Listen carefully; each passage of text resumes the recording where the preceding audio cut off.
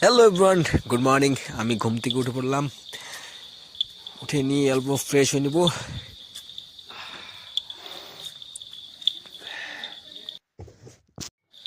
Brush নিয়ে সোজা মন্দির, মানে গুড মর্নিং মন্দির।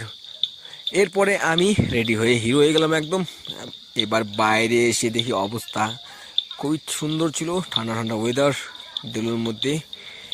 এবার আমি এই ওয়েদারকে অনুভব করে আমি ব্রেকফাস্ট করব।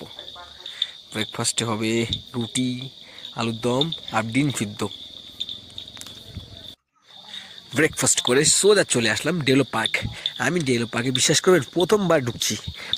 2021 থেকে আমি গাড়ি চালানো আসছি আর কি, গাড়ি চালাতে। তারপরে চলে আসলাম সায়েন্স সিটি। সায়েন্স সিটিতে করে আমার গেস্ট যাবে প্যারাগ্লাইডিং করতে। বন্ড পেপারে সই হচ্ছে, এরপর সই করতেই হয়, যেটা হসপিটাল হয় সেম জিনিস এখানেও হয়।